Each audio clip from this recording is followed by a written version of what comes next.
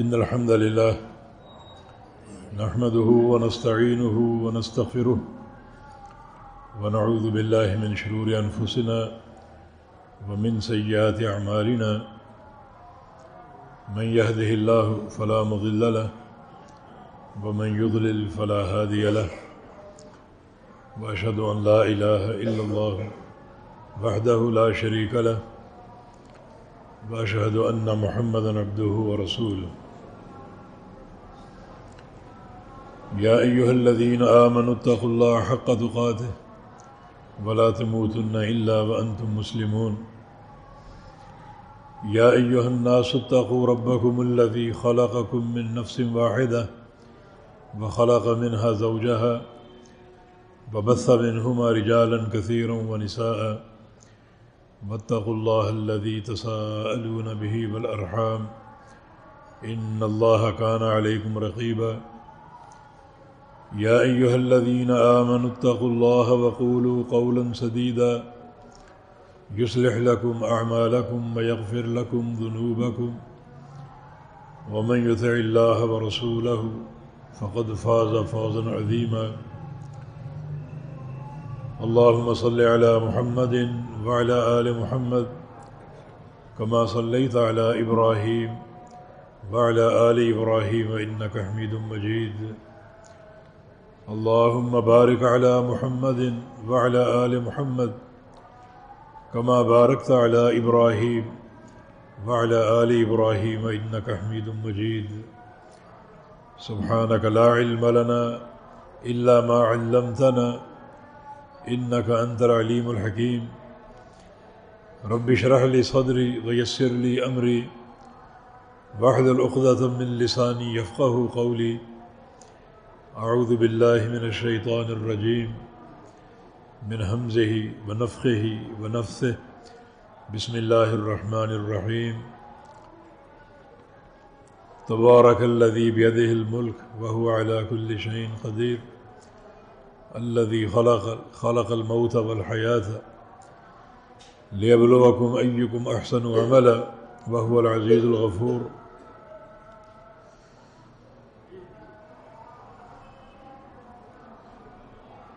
یہ سورہ ملک 29ویں پارے کی پہلی سورہ مبارکہ ہے۔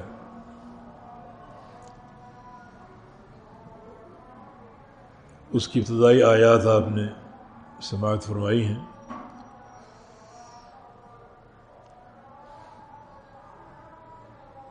سورہ ملک کے بارے میں رسول کریم صلی اللہ علیہ وسلم کا فرمان ہے کہ سورۃ فی القرآن ہی 30 آیۃ تشفع لصاحبها حتی تدخلہ الجنہ، کہ قرآن کریم کی ایک سورت ہے جس کی 30 آیات ہیں، اور یہ سورہ مبارکہ اپنے پڑھنے والے کے لیے قیامت کے دن سفارش کرے گی، اور اس وقت تک سفارش کرتی رہے گی جب تک اس بندے کو جنت میں نہ پہنچا دے۔ تو جنت کے داخلے تک سفارش کرتی رہے گی۔ آپ صلی اللہ علیہ وسلم نے 30 آیتوں کا ذکر فرما کر یہ اشارہ کیا ہے کہ انتہائی چھوٹا سا عمل ہے، صرف 30 آیات پر مشتمل یہ صورت ہے، اور اگر اسے بکثرت پڑھا جائے تو زیادہ پڑھنے والوں کے لیے یہ صورت قیامت کے دن شفاعت کرے گی۔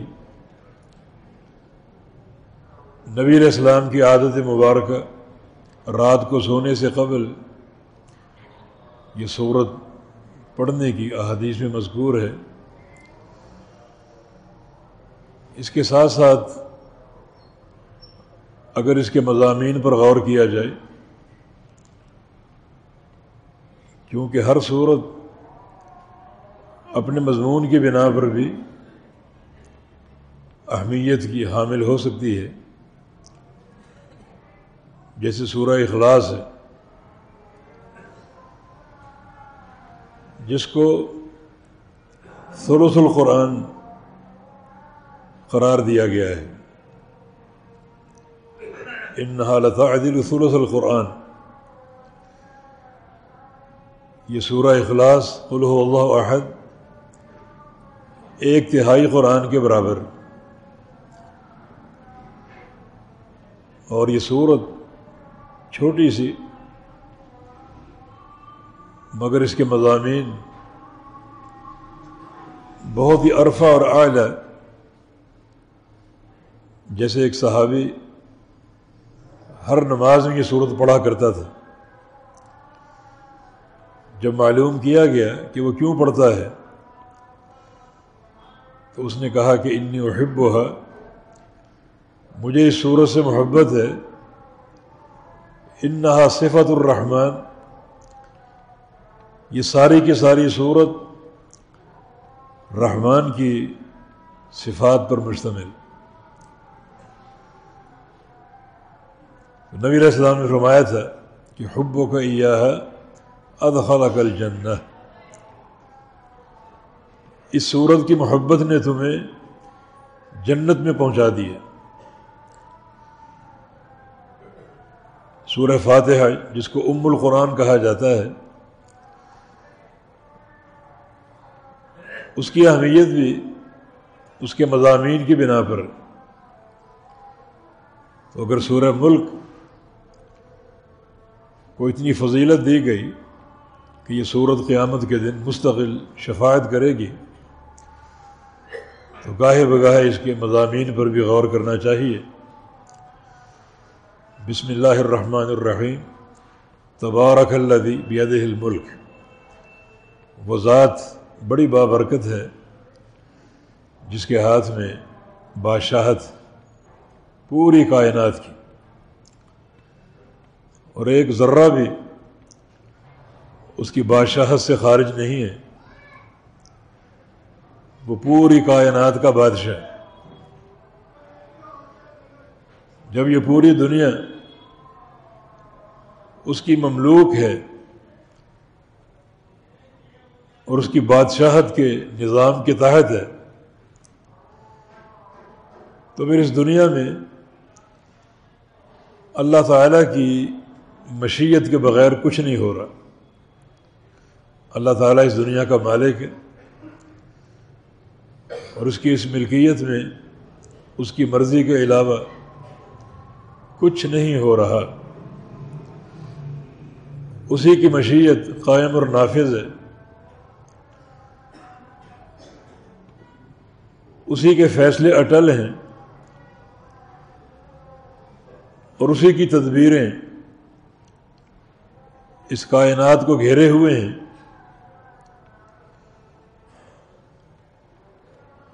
اللہ رب العزت کی ملکیت جو ہے اس کو 3 اقسام میں تقسیم کر سکتے ہیں۔ ایک ملکیت قدری کہلاتی ہے، اور وہ اس کی تقدیر کے فیصلے۔ ان اللہ کتب مقادیر الخلائق قبل ان يخلق السماوات والارض ب50,000 سنہ، اللہ رب العزت نے آسمانوں اور زمینوں کی تخلیق کے 50,000 سال قبل تمام مخلوقات کی تقدیریں لکھ دی تھیں۔ وہ اس کے فیصلے ہیں جو لکھے جا چکے، اور وہی فیصلے نافذ ہوتے رہیں گے قیامت تک، اور قیامت کے بعد بھی۔ جف القلم بما هو کائن، جو کچھ ہونے والا ہے اسے لکھ کر قلم خشک ہو چکی۔ تو تمام قدری فیصلوں کا مالک اللہ رب العزت۔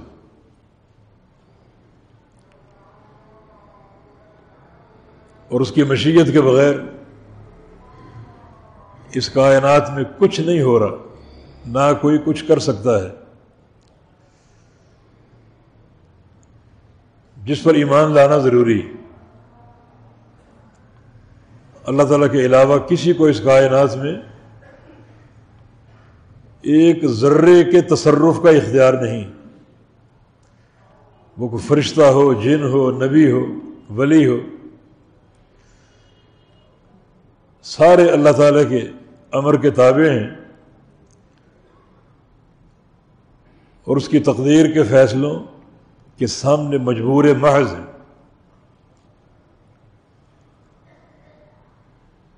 دوسری قسم جو ہے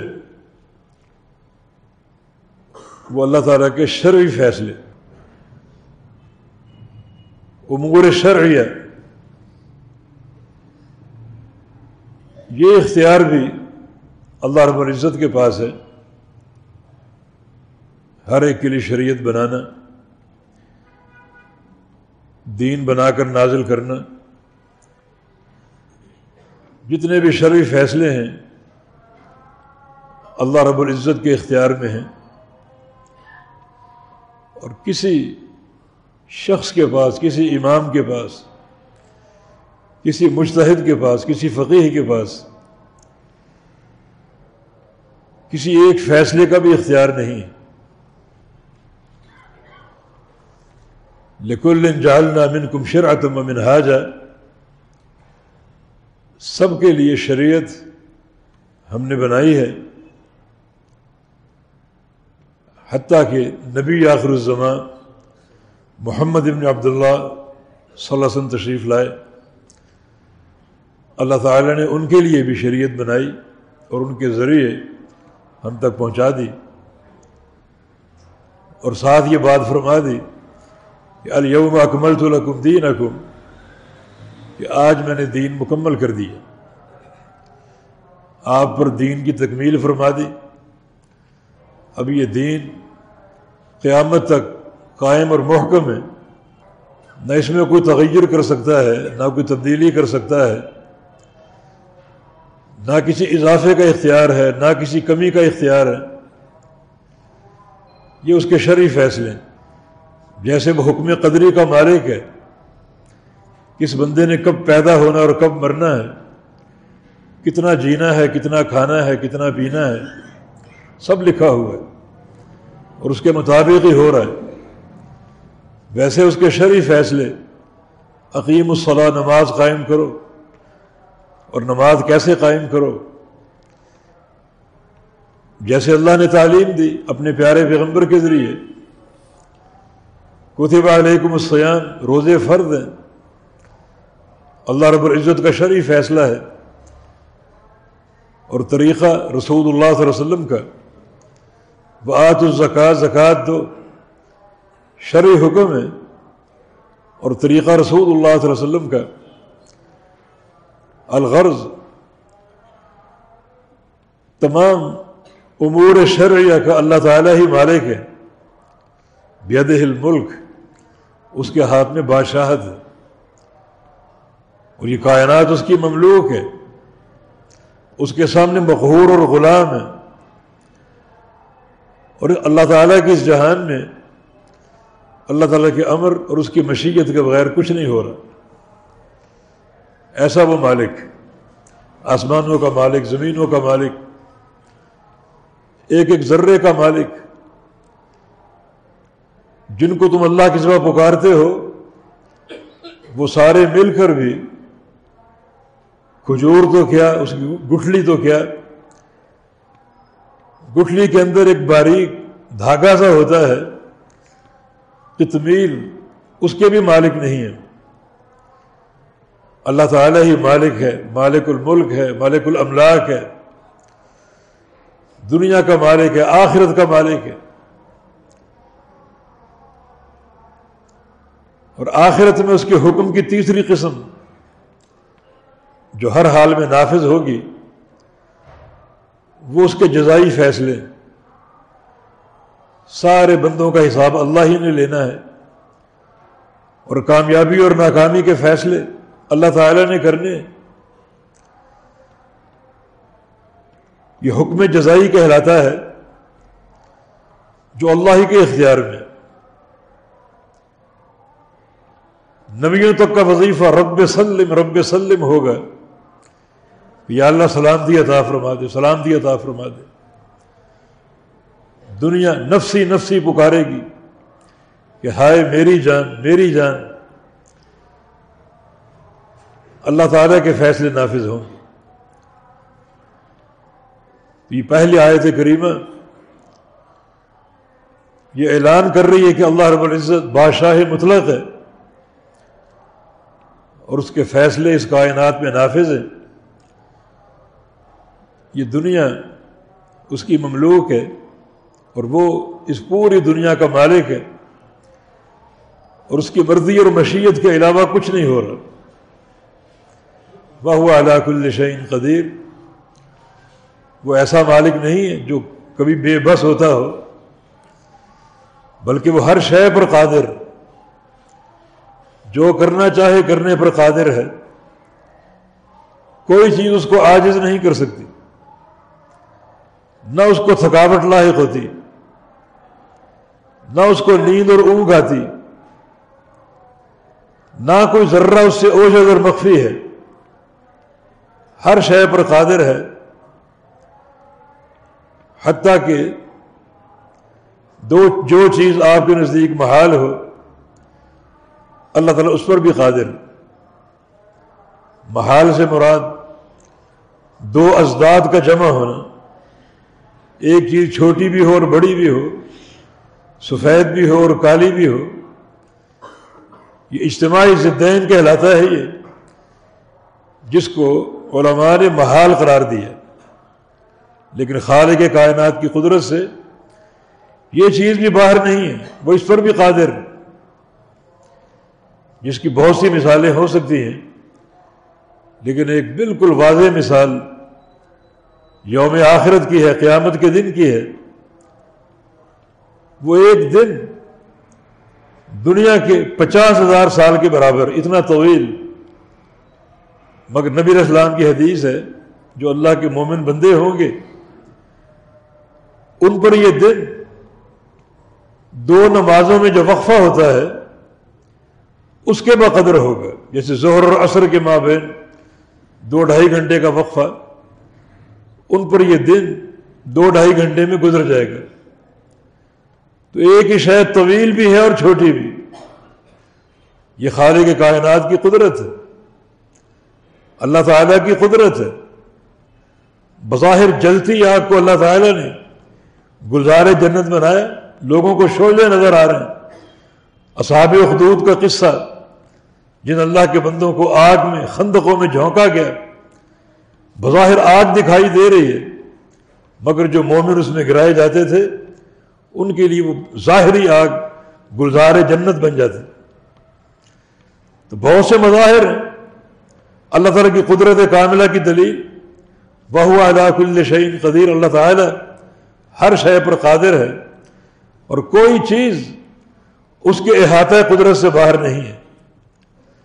الذی خلق الموت والحیات، اسی اللہ نے موت اور زندگی پیدا کی ہے اور موت و حیات کا نظام بنایا ہے. وہی اس پر قادر ہے اور یہاں بھی اسی کی تقدیر، اسی کی مشیت نافذ ہے. اس کے امر سے لوگ پیدا ہوتے ہیں، اس کے امر سے زندگی گزارتے ہیں اور اس کے امر سے ہی ایک دن مر جائیں گے اور مرنے کے بعد اسی کی طرف لوٹیں گے. قابل غور چیز یہ ہے کہ اللہ رب العزت نے ہمیں کیوں پیدا کیا اور کیوں مارے گا. حیات اور موت کا فلسفہ کیا ہے؟ زندگی کیوں عطا فرمائی اور پھر مارے گا کیوں؟ مستقل یہ زندگی دے دیتا نہیں. دونوں کی کچھ حکمتیں ہیں. سب سے پہلے فلسفہ حیات بھی صورت میں بیان کیا ہے. لِيَبْلُوَكُمْ، تاکہ تمہیں آزمائے، تمہارا امتحان لے. ایکم احسن عملا، کہ پیدا ہونے کے بعد، زمین پر آنے کے بعد کون احسن عمل اختیار کرتا ہے۔ احسن عمل اختیار کرنا زندگی کی کامیابی ہے۔ ایک شخص اگر اپنی زندگی کا فلسفہ پڑھنا چاہے، معلوم کرنا چاہے، تو وہ مستقل امتحان سے عبارت ہے۔ امتحان کی دو قسمیں ہیں، ایک تو امتحان ہے بعض کڑی آزمائشوں کے ساتھ جو دنیا کی زندگی میں نقصانات کی صورت میں سامنے آتے ہیں۔ وَلَنَبْلُوَنَّكُمْ بِشَيْءٍ مِّنَ الْخَوْفِ وَالْجُوعِ وَنَقْصٍ مِّنَ الْأَمْوَالِ وَالْأَنفُسِ وَالثَّمَرَاتِ وَبَشِّرِ الصَّابِرِينَ، ہم تمہیں ضرور آزمائیں گے، تم پر خوف مسلط کر کے اور بھوک اور فاقہ مسلط کر کے، تمہارے مال اور تجارت میں کمی پیدا کر کے، تمہاری جانوں میں کمی پیدا کر کے، تمہارے عزیزوں کو موت دے کر، اور تمہارے پھلوں میں کمی کر کے۔ یہ امتحانات بھی ہیں، مگر یہ چھوٹے امتحانات۔ کاروباری نقصان معمولی ہے، چھوٹا ہے، جسمانی تکلیفیں معمولی ہیں، چھوٹی ہیں، اللہ تعالیٰ افراد کو چھین لے، یہ امتحان بھی معمولی اور چھوٹا ہے۔ بلکہ بعض صورتوں میں یہ امتحانات جو ہیں اجر کا باعث ہوتے ہیں۔ اللہ تعالیٰ اگر صبر کی توفیق دے دے تو نبی علیہ السلام کی حدیث کے مطابق مومن کو اگر پاؤں میں کانٹا چبھ جائے تو اللہ اس کے گناہ معاف کر دیتا ہے۔ نبی علیہ السلام کی حدیث ہے، الحمى حظ كل مؤمن من النار، انسان کا بخار جو ہے اگر انسان صبر کر جائے تو وہ جہنم کی آگ کا حصہ سمجھ لے،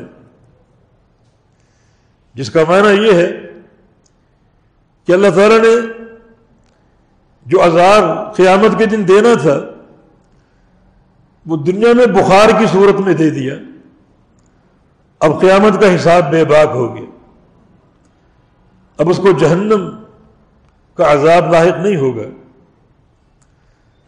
تو یہ ایک تکلیف تو ہے، مگر اس کا انجام کتنا حسین ہے۔ ظاہر یہ ایک تکلیف اللہ تعالیٰ کی رحمت بے کنار ہے۔ حسن بصری کا قول ہے کہ ایک رات کا بخار بندے کے تمام گناہوں کا کفارہ بن سکتا ہے۔ یہ بھی آزمائشیں ہیں، تکلیفیں ہیں، امتحانات ہیں، لیکن اگر صبر اختیار کر لیا جائے تو باعتبار انجام یہ تکلیفیں بہت ہی عمدہ اور اعلیٰ اور عرفہ ہیں کہ بندے کو گناہوں سے پاک صاف کر دیتی ہیں، اللہ تعالیٰ کی رضا کے حصول کا ذریعہ بن جاتی ہیں۔ نبی علیہ السلام کی حدیث کے مطابق کہ لا یزال البلاء بالرجل، ایک بندے پر تکلیفیں ٹوٹتی رہتی ہیں، حتی انہ یمشی علی الارض ولیس علیہ اثم، حتیٰ کہ اس کی زندگی میں یہ وقت آ جاتا ہے کہ وہ زمین پر چلتا پھرتا ہے اور اس کے ذمے کوئی گناہ نہیں ہوتا، بالکل پاک صاف ہو چکا ہوتا ہے۔ یہ بھی امتحانات، لیکن اصل جو فلسفہ حیات ہے، اصل جو امتحان ہم پر ہر گھڑی قائم ہے وہ عمل کے تعلق سے ہے۔ لِيَبْلُوَكُمْ أَيُّكُمْ أَحْسَنُ عَمَلًا، اللہ نے زندگی کیوں دی؟ تاکہ احسن عمل کے تعلق سے تمہیں آزمائے، اور تمہارا امتحان لے، جو ہر گھڑی قائم ہے، اور ہر گھڑی کے امتحان میں کچھ بندے کامیاب ہو جاتے ہیں اور کچھ بندے ناکام ہو جاتے ہیں۔ ہر گھڑی سے مراد یہ ہے کہ شب و روز کے جو اوقات ہیں ان میں ہر وقت ہر گھڑی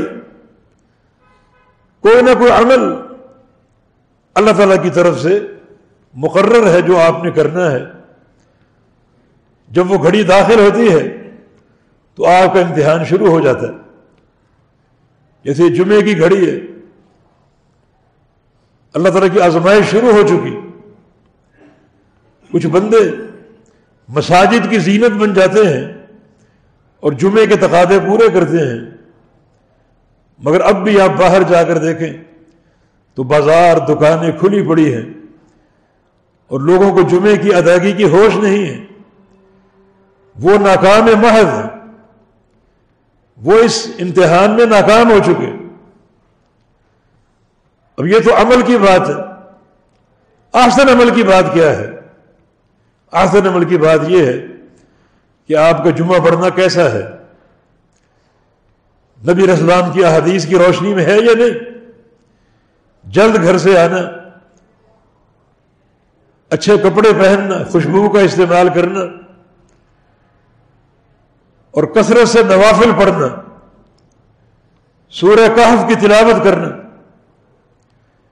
نبی علیہ السلام کی ذات گرامی پر بکثرت درود پڑھنا، یہ ساری آزمائشیں ہیں۔ اللہ تعالی نے یہ سارے امور شرعیہ خود مقرر کر کے ہمیں عطا فرمائے کہ جمعے کا کیا اہتمام، ان گھڑیوں کا کیا اہتمام، اور ساتھ جو اس کی فضیلت ہے وہ بھی احسن کی صورت میں، نفل پڑھو، سورہ کہف پڑھو، نبی علیہ السلام پر درود پڑھو،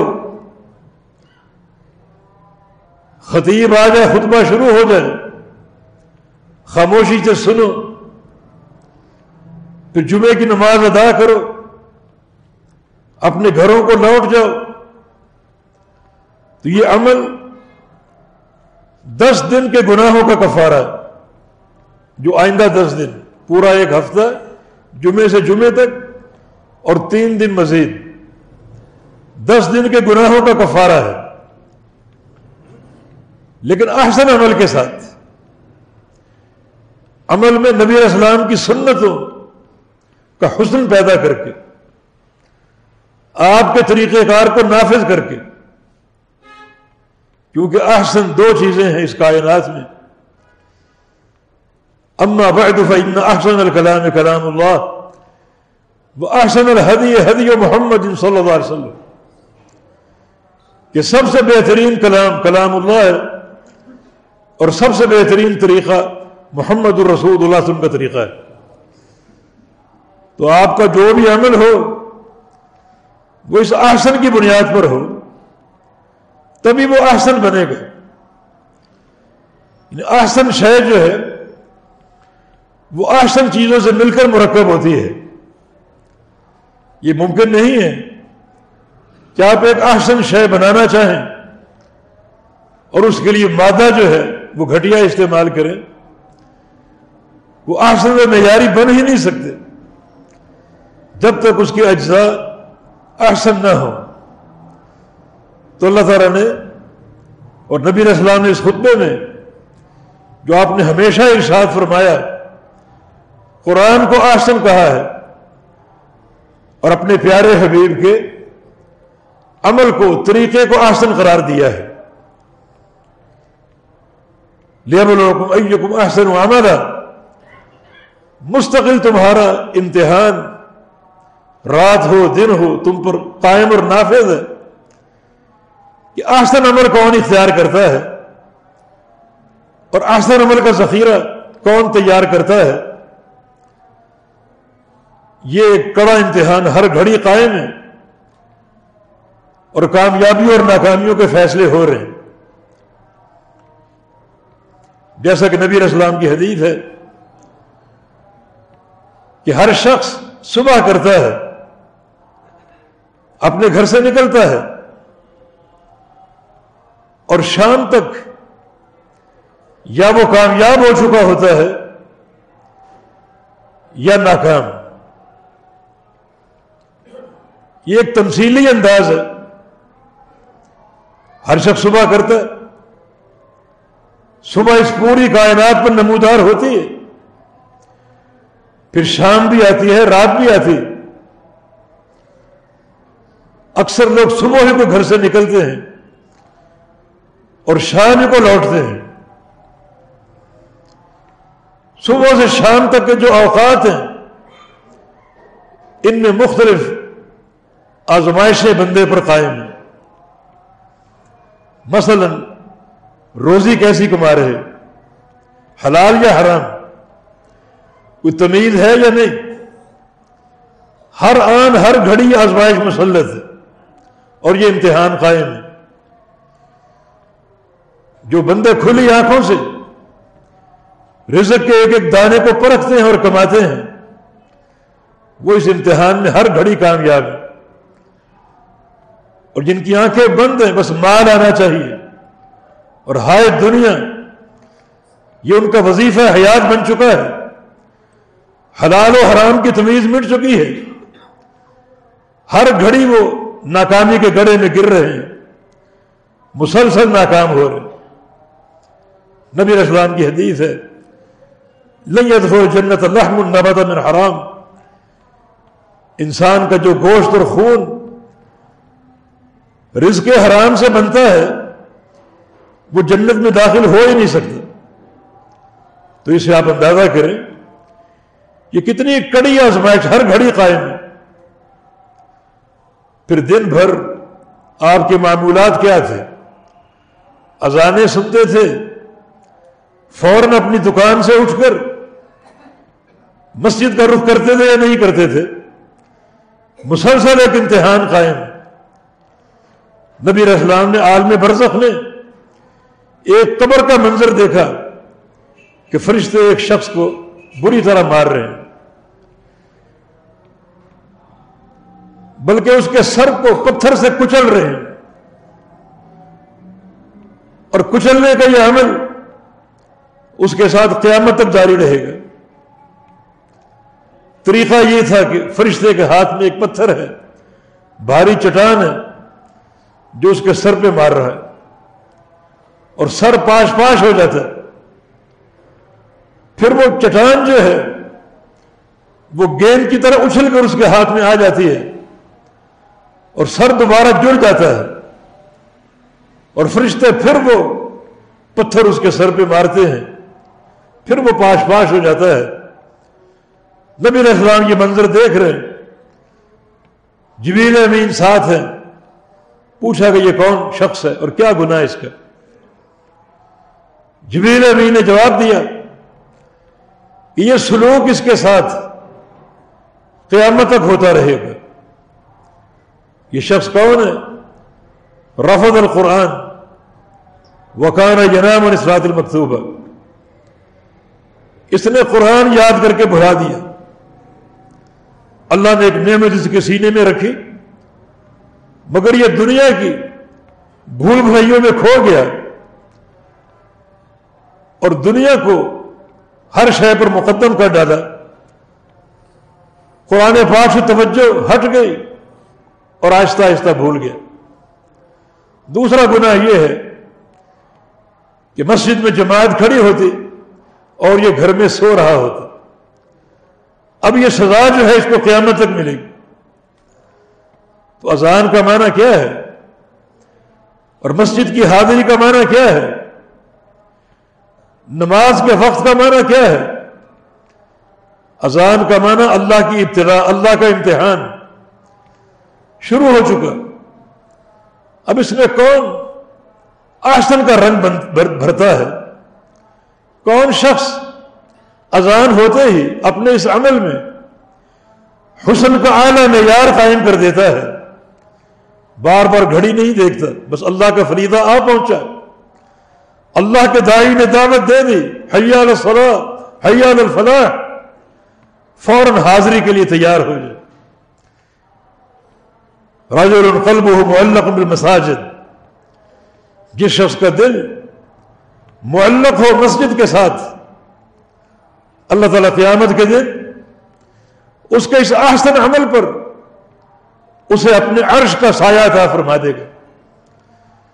جہاں سورج 1 میل کے فاصلے پر کھڑا ہوگا اور لوگ بری طرح پسینوں میں گھرے ہوں گے، انتہائی شدت اور حدت کا عالم ہوگا، مگر یہ شخص جس کا دل اٹکا ہوا ہے مسجد کے ساتھ، مسجد کی محبت، نماز کی ادائیگی کی محبت، اللہ اس شخص کو اس کے اس احسن عمل کا بدلہ دے گا کہ اسے میدان محشر میں سورج کی گرمی سے بچا لے گا اور اپنے عرش کا سایہ عطا فرما دے گا. وانتظار الصلاۃ بعد الصلاۃ، جو شخص ایک نماز پڑھ کے دوسری کا انتظار شروع کر دے. انتظار کا معنی یہ نہیں ہے کہ مسجد میں بیٹھا رہے، انتظار کا معنی یہ ہے کہ نماز اس کے دھیان اور توجہ سے غائب نہ ہو. بار بار گھڑی دیکھ رہا ہے، نماز کے وقت کا انتظار ہے، کام کاج بھی ہو رہا ہے اور توجہ اور دھیان بھی نماز کی طرف ہے.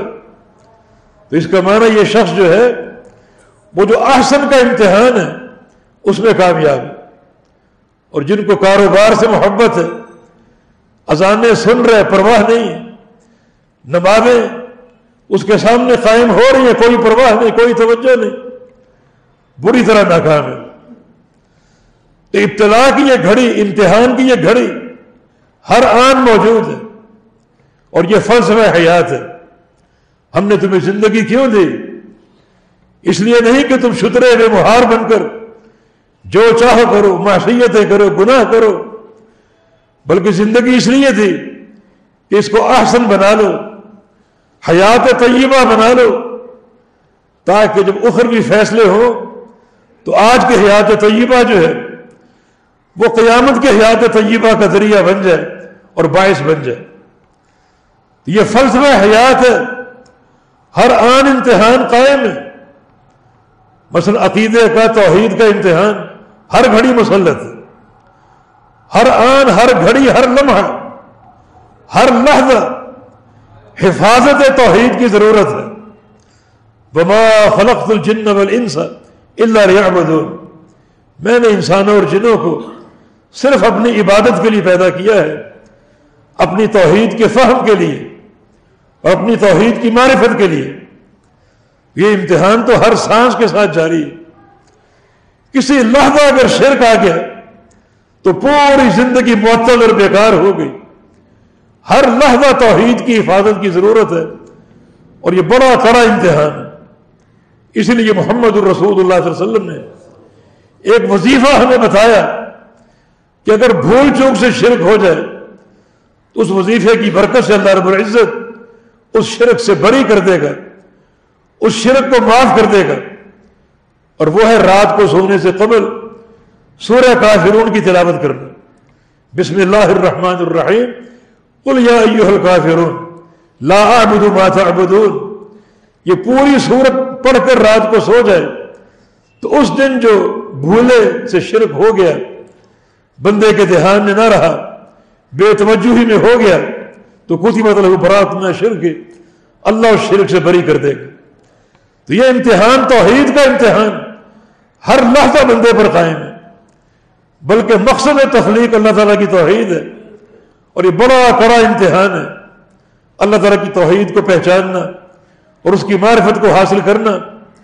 ورنہ دنیا اپنی خود ساختہ جو مذاہب ہیں، مسالک ہیں، ان میں اس قدر بندھے جا چکے ہیں کہ وہ توحید جیسی نعمت عظمیٰ کو بھی چھوڑنے پر تیار ہے، لیکن جو اپنا مذہب ہے، اپنی جماعت ہے، اپنا فرقہ ہے، اسے چھوڑنے پر آمادہ نہیں ہے. قبروں کی مجاورتیں ہوں، قبروں پر سجدے ہوں، قبروں پر طواف ہو، قبروں پر عمارتیں بنے، قبروں پر لکھا جائے، قبروں پر دیے جلائے جائیں، قبروں پر چادریں چڑھائی جائیں، پھول نچھاور کیے جائیں، یہ سارے کام وہ کریں گے محض اپنی مسلک کی محبت کی خاطر، حالانکہ سارے بھیانک شرک ہیں اور پرلے درجے کی بدعقیدگی ہے، تو یہ بندے اپنے امتحان میں ناکام ہیں۔ ہر لحظہ توحید کی آزمائش ہر انسان پر قائم ہے اور مسلط ہے، اور وہ لوگ خوش نصیب ہیں جو تعداد میں کم ہیں، جو اس امتحان میں کامیاب ہو جائیں۔ لِيَبْلُوَكُمْ أَيُّكُمْ أَحْسَنُ عَمَلًا، ہم نے نظام حیات پیدا کیا ہے تاکہ تمہیں آزماتے رہیں کہ احسن عمل کون کرتا ہے۔ ہر لحظہ ایک سوچ برقرار رکھو اپنے اندر، اور وہ ہے ہر گھڑی کو بتانا، ہر گھڑی کو گزارنا اللہ کے پیارے پیغمبر کے طریقے اور آپ کی سنت کے مطابق۔ دلوں میں اللہ کے پیغمبر کی محبت ایسی بھر لو کہ ایک انسان کا ظاہری عمل آپ کی سنت پر قائم ہو جائے، کیونکہ اللہ کے حبیب کی محبت کا اصل تقاضا آپ کی پیروی ہے اور آپ کی سنتوں کی اتباع ہے۔ یہ امتحان بھی ہر آن بندے پر قائم ہے، ہر گھڑی کے لیے نبی علیہ السلام کی سنتیں موجود ہیں۔ سفر میں آپ کیسے ہوتے تھے، حضر میں کیسے ہوتے تھے، بازار میں کیسے ہوتے تھے، گھر میں کیسے ہوتے تھے، اور مسجد میں کیسے ہوتے تھے، راتوں میں کیسے ہوتے تھے، دنوں میں کیسے ہوتے تھے۔ ہر وقت اللہ کے پیارے پیغمبر کے معمولات اور آپ کی سنتیں ہمارے سامنے موجود ہیں۔ مسجد میں داخل ہونا، مسجد سے نکلنا، باتھ روم میں داخل ہونا، باتھ روم سے نکلنا، سونا، جاگنا، اٹھنا، کیسے سونا ہے، سوتے سوتے آنکھ کھل جائے کیا کرنا ہے، اٹھ کر بیدار ہو کر کیا کرنا ہے، سارے معمولات موجود ہیں۔ تو سنت کی اتباع کا امتحان بھی ہر گھڑی ہر بندے پر قائم ہے، اور وہ بندہ یقیناً کامیاب قرار پائے گا جو اپنی اس زندگی کو، اپنی اس حیات کو احسن کے نقطے پر قائم کر لے اور اس امتحان میں، آزمائش میں کامیاب ہونے کی کوشش کرے۔ نبی علیہ السلام کی ایک حدیث بتانی ہے آپ کو، صحیح بخاری کی حدیث ہے، اذا اسلم العبد فحسن اسلامہ، ایک بندہ اگر اسلام میں داخل ہو گیا، چاہے وہ پیدائشی داخل ہو یا بعد میں تحقیق کر کے داخل ہوا، الغرض اب وہ مسلمان ہو چکا، فحسن اسلامہ، اور اس کا اسلام اچھا ہو جائے۔ یہ ایک اشارہ ہم دے رہے ہیں کہ اسلام اور اچھا اسلام فرق ہے دونوں میں۔ اگر اسلام قبول کرنا ہی ہر طرح کی اچھائی ہوتی تو آگے اس شرط کا کیا فائدہ ہوتا؟ یعنی اسلام میں آ جائے اور اسلام کو اچھا کر لے، اسلام کو سنوار لے۔ حسن اسلام کیسے پیدا ہوگا، کیا اس کے طرق ہیں اور کیا اس کا صلہ اور اجر ہے، یہ صحیح بخاری کی حدیث آپ کو بتائے گی، تو انشاءاللہ وقت آنے پر بیان کریں گے اللہ کی توفیق سے۔ اللہ تعالی ہمیں احسن اسلام کے نقطے پر قائم رہنے کی توفیق عطا فرما دے۔ ہمارے اسلام میں اللہ رب العزت حسن پیدا کر دے، سنوار دے، سجا دے، وہ طریقے، وہ چیزیں اور وہ امور جو اسلام کی سجاوٹ کا باعث بنتے ہیں، اللہ ہمیں ان کا فہم عطا فرما دے تاکہ ان پر عملی جامہ پہنا کر اپنے اسلام کو سنوار لیا جائے اور اپنے اسلام میں حسن پیدا کیا جائے، جس کے نتیجے میں وہ سارے محاسن جس کا فائدہ موجود ہے وہ ہم کو حاصل ہو سکے۔ وباللہ تعالی التوفیق، اقول قولی ھذا واستغفر اللہ لی ولکم، وآخر دعوانا ان الحمد للہ رب العالمین۔